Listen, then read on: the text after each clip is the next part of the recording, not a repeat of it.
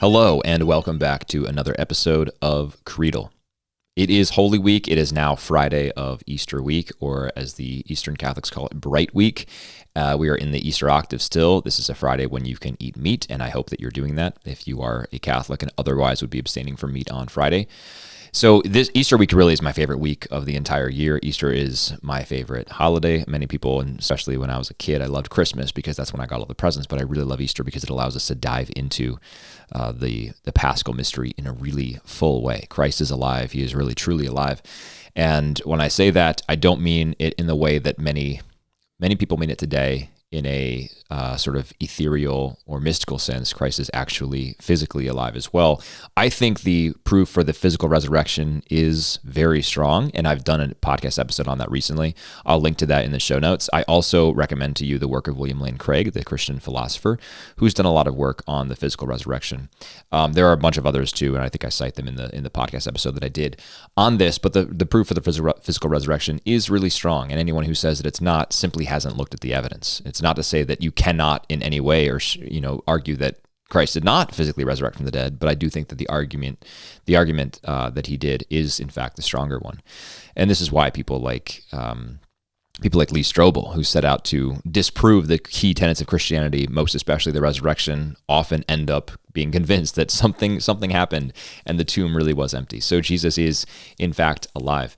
Now, interestingly, while he did certainly physically resurrect, we don't hold that his physical resurrection was merely a physical resurrection, or that he simply had his physical body resurrected and it is a facsimile of what it was. We hold that Jesus has a glorified body. And so, yes, it's a physical body. He eats fish with the disciples. He expresses desires for food and drink. He feels desires for food and drink when he's with them, but he's also in a glorified body. He's not held by the tomb, for example. He's not prevented from entering the room with the disciples when they're huddling upstairs in the upper room, and he comes through the doorway even though the door is shut. He passes through the midst of people. He remains concealed. And Benedict XVI has a great passage on this in his final book of the trilogy, Jesus of Nazareth, where he talks about how we see echoes of Jesus's appearances in the post-resurrection accounts. We see, I guess not echoes, foreshadowings of those in the Old Testament theophanies, when God is hidden, but sort of makes himself known in an inner way in the heart of people. Benedict talks about the appearance of our Lord to Abraham by the oaks of Mamre, and how Abraham knows at once within himself that this is the Lord. And so in the same way, when Jesus appears among the disciples, he really is truly physically present with them, but he's also making himself known in an inner way to the inner life of the disciples and the various people to whom he appears along the way. Just in the same way, when he appears to St. Paul on the road to Damascus, he appears only to St. Paul, and to the others who are with him, they're confused. One account says they heard a voice but saw nothing. Others saw a bright light and heard nothing. But the point is that Jesus made himself known to Christ in a mystical, or to Paul in a mystical way. Now, in the same way, faith is a gift. Every bit of faith that we have is a gift from God. So if you're looking for ironclad proof, physical, factual, historical proof of the resurrection, you won't find it. There's plenty of proof for it, but I would not call this proof ironclad. There will always be room for doubt. So faith really is a gift, and it is a grace for us to receive it. So this Easter, if you are a believing Christian, be grateful that you've been given that grace. Be grateful that you've been open to receiving that grace from God. And if you are someone who's struggling with this conviction, this faith, or you're someone who is just simply not convinced by the claims of Christianity, I encourage you to look at it with open eyes. And I encourage you, even if this is new to you, to ask God for the grace to believe. Ask God for the gift of faith, which is, of course, not to say that we take anything on blind faith and we expect it to contradict our reason. Never will that be the case.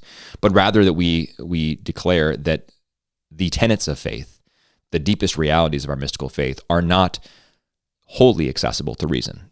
We cannot, for example, understand the complexity and the fullness and the completeness of the Most Holy Trinity using reason alone.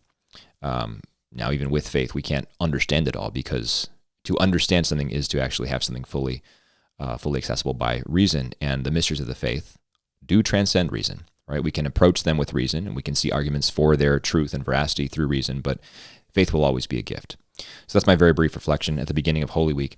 Now, on to some exciting things that I have to share with you. One, I've started a newsletter. This newsletter is called The Six, and I will, if you're watching this on YouTube, I'll be sharing my screen here in just a moment as I share with you why exactly I called this The Six and what that all is about. But in the initial initial release of this, I've now done 2 newsletters. In the initial one, I explained why I decided to call it The Six, and it's kind of fun. There are a couple different things going on here. One, I say this is descriptive, right? Because in each newsletter, I'm trying to pick 6 different things from around the world of ideas. These could be interesting news articles, these could be interesting YouTube videos, interesting films that I watch, books that I've been reading, etc. And I recommend them to you for your own engagement. I normally offer an extended reflection on at least one of those things and just offer some more of my thoughts. But for each of them, I'll at least offer some sort of summary or précis. So 6 is descriptive, first of all. I also just think it sounds cool. But there are some cool things with respect to the number 6. If you look this up, if you just go to the Wikipedia entry for 6, for example, you'll see a lot of these, not all of them, but it's a perfect number, which means it is a number equal to the sum of its divisors, meaning 3, 2, and 1 are all divisors of the number 6. And if you add those up, you, of course, get 6. It is the only single-digit perfect number, which is kind of cool. It's also it shows up in geometry a lot. We see it showing up in nature, for example, the facets of a bee's honeycomb or the number of faces on a cube. It's the atomic number of carbon, which is, as we remember from elementary biology, the basic building block of all life, at least all human life and the life on Earth. There are good reasons for hypothesizing that there could be other elements that are building blocks for life elsewhere, but on Earth, we generally accept carbon is the basic building block of life. 6 colors in the RGB color wheel, 6 days of creation, a creation account that is held to by all the major Abrahamic faiths. And as I mentioned in the newsletter, last but not least, certainly not least, Stan Musial, the great devout Catholic Hall of Fame baseball player, St. Louis Cardinals. I'm a Phillies guy, but I can root for Stan Musial. Wore number 6 for his entire career. So I just like the number 6. I think it's a cool name for a newsletter, and this is the new project that I'm launching with this. So as I'm sharing my screen here, if you're watching this on YouTube, you can see this is the first version of the newsletter that I did. I looked at an article called Secularization Comes for the Religion of Technology by a guy named L.M. Sakassis, and I go into depth on this article in the newsletter, and so you can see as I scroll through what exactly the structure of this will look like. So I've got some excerpts from the article. I've got a brief summary of it. I have my own reflections on it, exactly what this means for the future, etc. And I've got a few other recommendations. The most recent newsletter I did was on Holy Week, and the subtitle of it was On Holy Week and the Heroic God-Man. And I use as a launching point for discussion this piece in the recent article of First Things called Suicide of the Radical Right. This is by a guy named Matthew Rose. Matthew helps run an institute, I think it's called the Morningside Institute in New York City. There's an organization called the Foundation for Excellence in Higher Education, FEHE, F-E-H-E, and they run these higher education institutions all across the country at very prestigious institutions like the the Witherspoon Institute at Princeton, the Zephyr Institute at Stanford, the Morningside Institute, which I think serves Columbia in New York City, the Abigail Adams Institute in Boston. And so there are a bunch of these all over the country, and they are designed to be academic centers, but coming alongside major prestigious academic institutions to offer resources and programming for students who are asking intentional questions about the good life and about flourishing and about the history of intellectual conservatism. And these ideas that have really been foundational for so much of Western civilization. So Matthew helps to run the Morningside Institute, and he has this piece in First Things called The Suicide of the Radical Right. And he opens this article by talking about a French critic named Dominique Venner. And he took his own life in front of the Notre Dame Cathedral main altar several years ago in France. And he wrote in a suicide note prior to this, he said, "I sacrifice myself to break the lethargy that has overtaken us. I offer my life as a protest. While so many people are slaves of their lives, my gesture embodies an ethical will. I give death to myself in order to awaken slumbering consciences." Now, Rose makes this point as well, and I go on to explain that you might think that because this person took his own life in front of the altar of Notre Dame Cathedral, that he was a forlorn Catholic, perhaps looked around the world and was just so cynical by the divisions that we see in the church. Maybe he had a crisis of ecclesiology. Maybe he was just so desolate and made so cynical by the events that he saw all around him and decided that he would borrow language from his faith in using the word sacrifice and, commit a self-sacrifice in front of the altar. But Christians don't do self-sacrifice. Christians do martyrdom, and this is, of course, not what that is. And it turns out when you scratch below the surface, Dominique Venner was certainly not a Christian. Matthew Rose describes him as a pagan, and if you know anything about his writings, he actually was very hostile to Christianity and blamed it for a lot of the ills that he saw present in Europe today. So that's the Dominique Venner introduction to this article, and I really encourage you to read this article because it was fascinating, and I learned a lot in Matthew Rose's work. But I go through this a bit more and talk about exactly what Venner saw. And Venner was, as Matthew Rose said, Venner was a pagan, or we might say a neo-pagan, kind of in the Nietzschean school, but he was also really a devotee of Western civilization. And he spent a lot of time complaining about Western civilization and how far it had come from its starting points. And he held up as the sort of the apotheosis of Western civilization, he held up not the narratives of Christianity, not the heritage of the Judeo-Christian ethic, but rather the Greeks, these ancient civilizations that held to a complex mythology that really elevated heroes. So this sort of heroic mythology was what Venner thought gave life, infused life and power and meaning into Western civilization. And to him, it was Catholicism in particular, and most especially a Dominican friar named Thomas Aquinas, who is responsible for deconstructing all of that, because in his view, Aquinas and the rest of his sort of the Thomistic tradition that built up around him and succeeded him ended up disenchanting the world by sort of trying to rationalize everything, right? Now, that's not fair to Aquinas for a number of reasons, but I don't go into all the sort of problems with that claim in my brief reflection. I will briefly say here that Thomas was by no means looking to rationalize everything, and I, as I mentioned at the beginning of this podcast, talking about how we will not find ironclad proof for the physical resurrection, Thomas would say the same thing.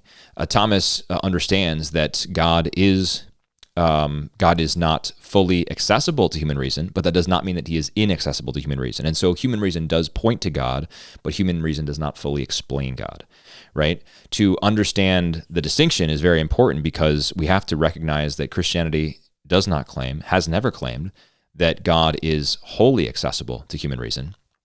We have simply claimed in the Thomistic tradition, and this is not something that Thomas started, but he really expounded and expanded this claim.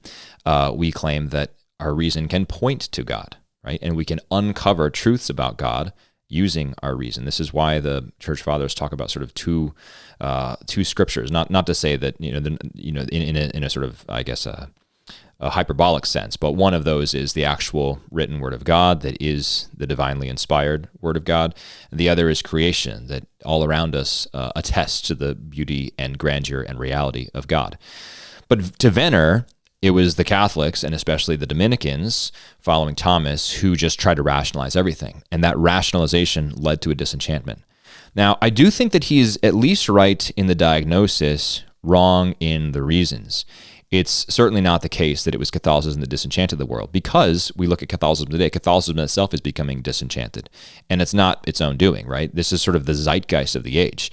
I would point much more to the Industrial Revolution, which kicked off the era of mass production and widespread capitalism, detached, by the way, from the morals that give it staying power and give it legs.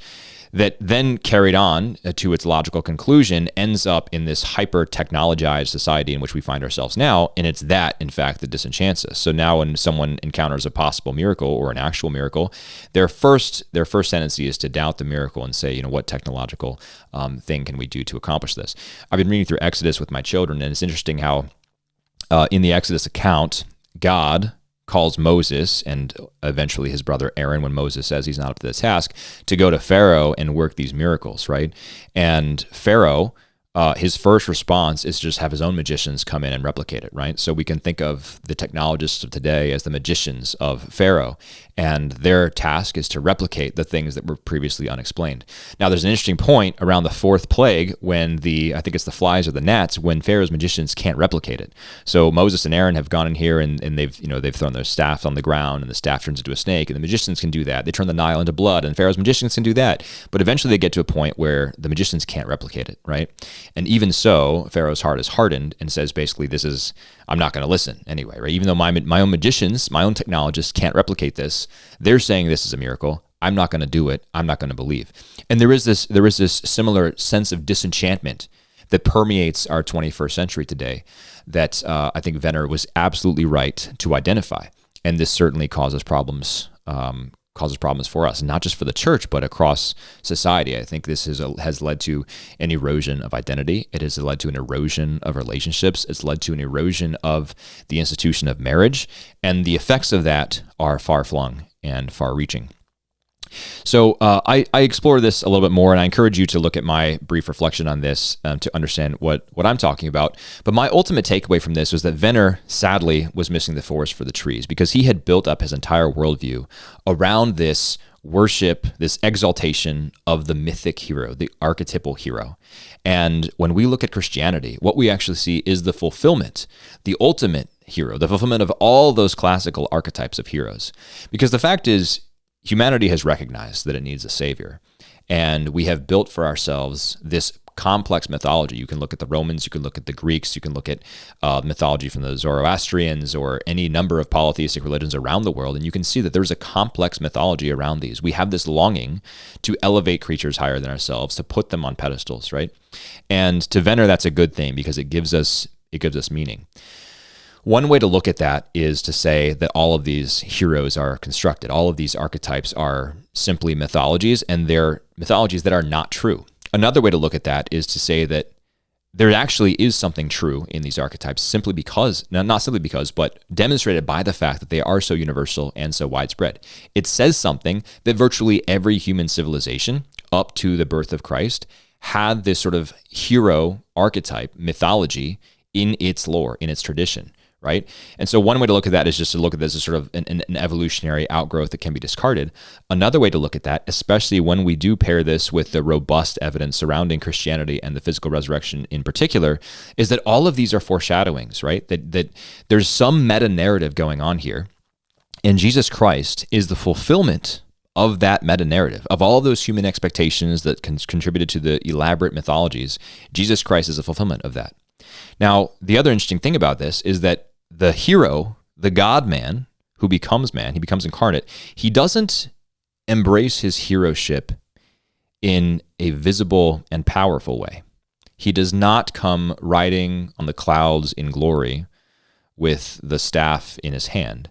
He comes in a stable at the incarnation. He takes on flesh, takes on the form of a baby, and that's the hero. And similarly, he's led like a lamb to the slaughter when he's led to the cross. So we actually kill our hero, but that hero is not silenced even by death. That hero rises again, and that hero is our king today. So what Venner saw as a critical weakness in Christianity is actually its greatest insight and greatest contribution. It is that the archetype is, of course, correct. Jesus Christ is the fulfillment of the archetype, but the fulfillment looks very different than we expected. It's exactly why Jesus was not accepted in his day. It's exactly why Jesus is not accepted in our day, even by people like Venner, who have read enough that they should know better. But Jesus Christ is the archetype who fulfills all of these things. In closing on my reflections here in the article, in the newsletter, I talk about how Venner, I'm now summarizing another scholar named Thomas Barroneau, Venner held up three important things that a hero needed to have: the dignitas of nobility, the virtus of the citizen, and the devotio, these are Latin terms, of the leader who gives the gift of his person to his country. And I say, where have we heard these things before? It's a lot earlier than Venner. If we look at Eusebius, who was the 3rd century Greek historian, you can see him sort of assigning these three qualities to the tripartite office of Christ. Tripartite meaning three parts. So the dignitas of nobility clearly maps onto Christ's kingship because he comes as a king. We can see that in the Palm Sunday narrative. The virtus of the citizen, that clearly maps on to Jesus coming as a Jew, as a faithful and observant Jew of Israel who came to the Jews first and then to the Gentiles. He came first for the lost sheep of the house of Israel. And then third, devotio is exemplified by his sacrificial priesthood, which Jesus obviously most fully embodies for us at the Last Supper and as the final Paschal Lamb. So all three of those things, Venner perhaps didn't recognize, but all three of those things are present in the most perfect and full and complete way in the person of Jesus Christ. That is the hero that we worship. So Venner castigated Christianity for destroying this myth of the hero. I look at Christianity as fulfilling the myth of the hero, but doing so in a way that is quite shocking and humbling and calls us not to be served, but to serve. I think that is the amazing thing about Christianity. Among all the other things that it has contributed to the world, it is that, the person of Jesus Christ, the God-man, the hero God-man, who is rejected by those who expected him and rejected by those today who still can't quite believe that the Son of Man would come to serve and not to be served.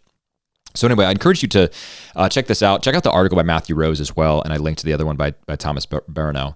But quite fascinating work of both gentlemen. Venner was a very complicated person who had a lot of bad ideas, but also an incisive ability to diagnose at least a lot of our problems today.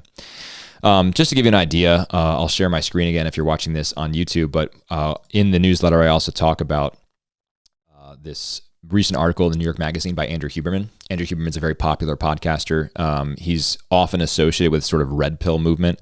Young men look to him in particular for the Huberman protocols. He talks about the importance of getting sleep and the beneficial effects of nicotine and caffeine and how you should have your caffeine in the afternoon and not in the morning, and how you need to maximize your dopamine flow and do all these things to maximize your gains in the gym, etc.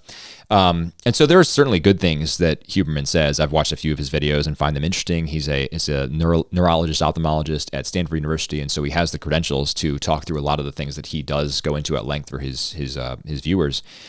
Really a fascinating guy. He's obviously made millions off of this podcast and the whole Huberman Lab persona. But New York Mag did basically a giant hit piece on him, talking about how he has had serial affairs with multiple women. He's unmarried, but has had just serial affairs and has cheated on women that he's been in a committed relationship with, etc.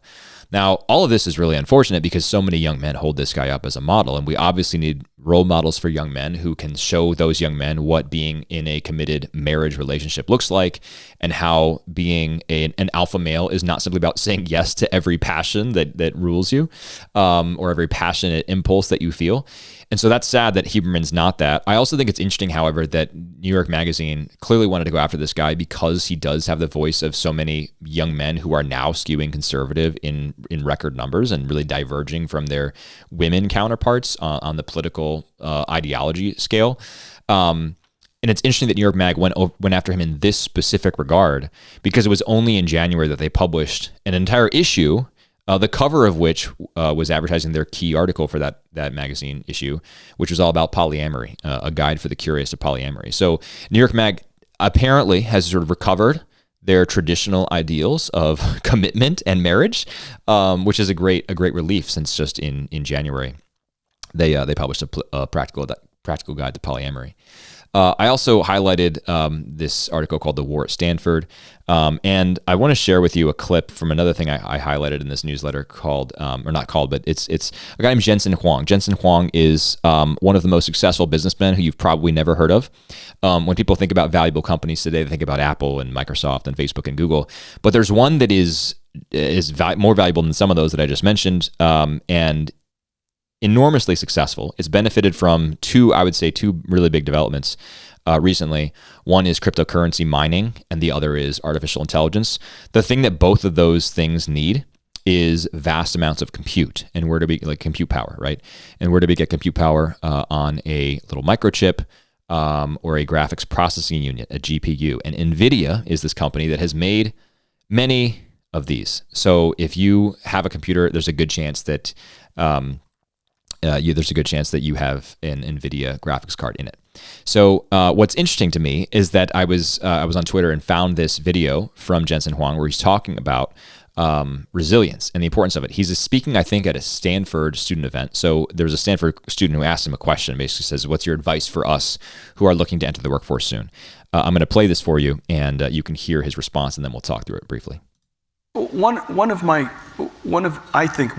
great advantages is that I have very low expectations, and I mean that. Most of the Stanford graduates have very high expectations. You deserve to have high expectations because you came from a great school. You were very successful. You're at the top of your class. Obviously, you were able to pay for tuition, and then you're graduating from one of the finest institutions on the planet. You're surrounded by other kids that are just incredible.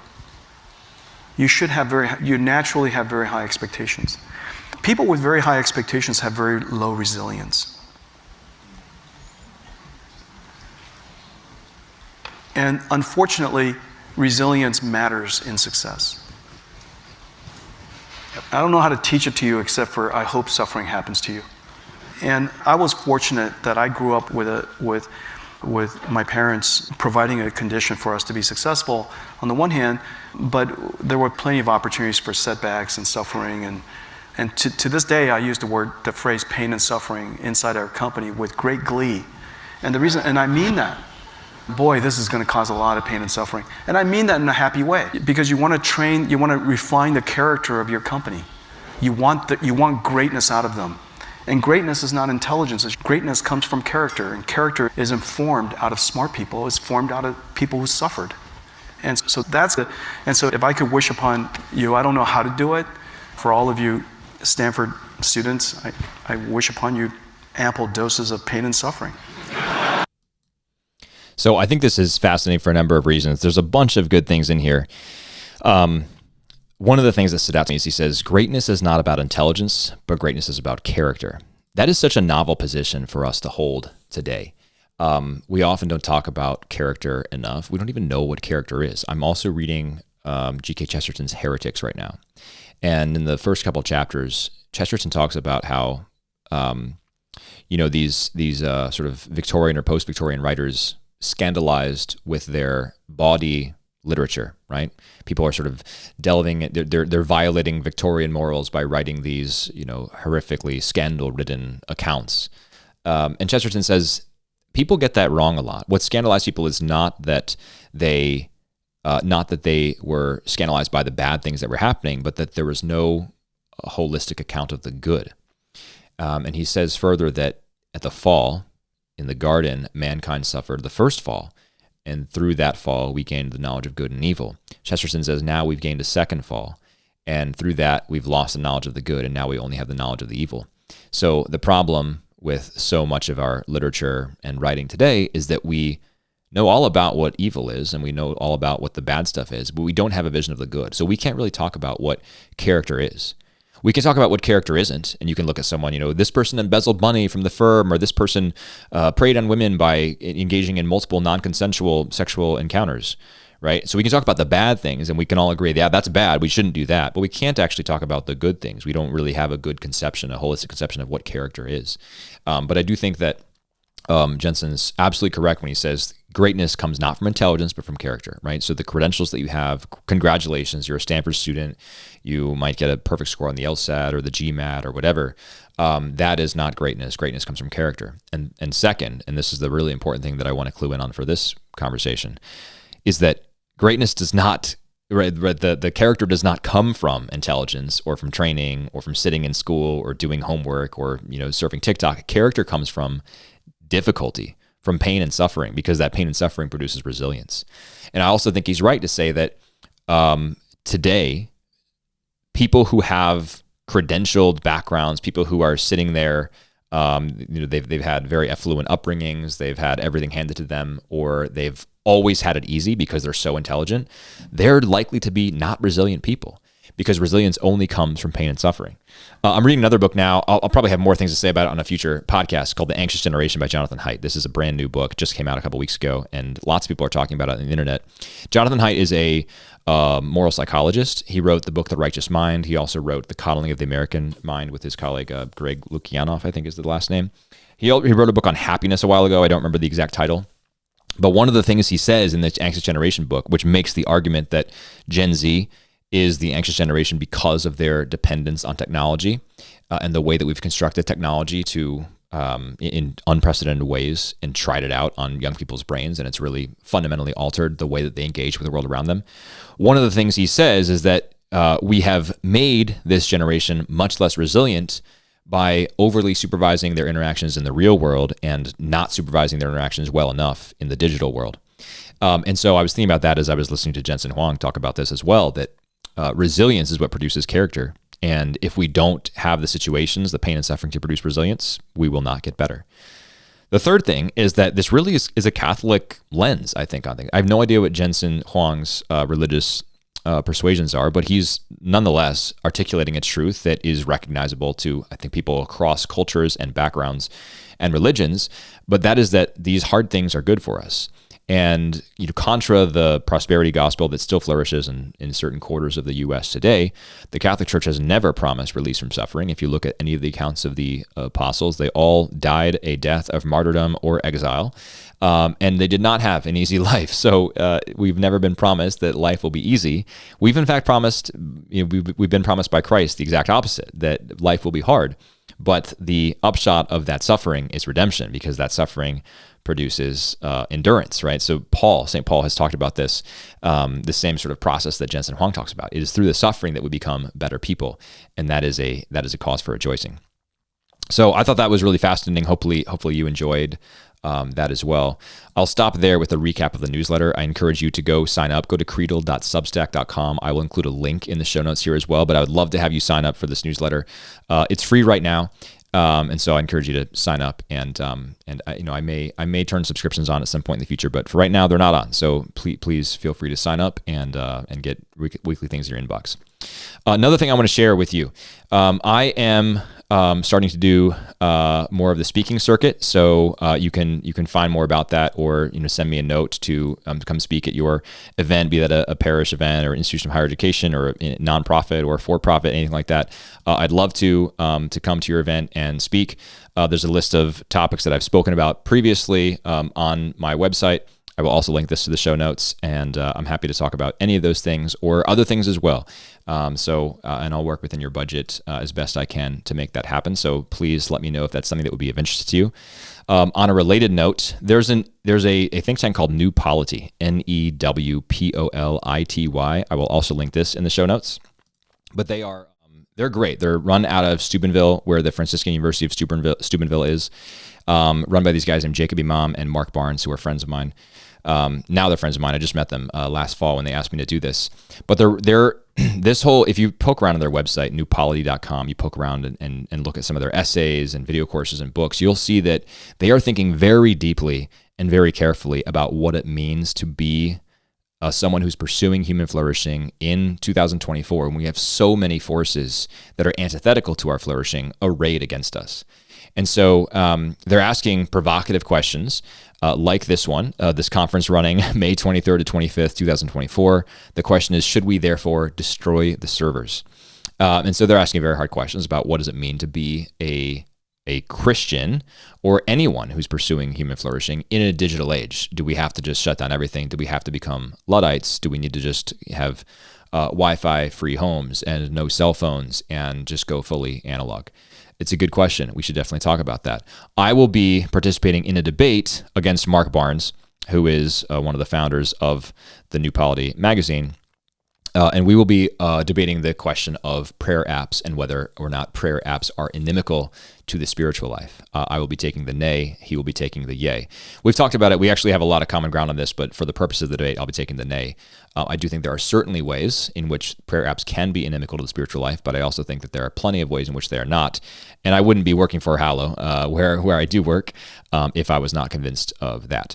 So anyway, I would encourage you to check this out. If you'd like to come, I would love to see you there. May 23rd to 25th, 2024 is the dates are the dates of the conference. It's conference price $195 based on this website here, but I'd love to see you there, and it should be a great time. My understanding is that none of the talks will be broadcast, so I think there's not a way for you to attend virtually or catch up after the fact. I think you have to be there in person to see it, but it should be a great time.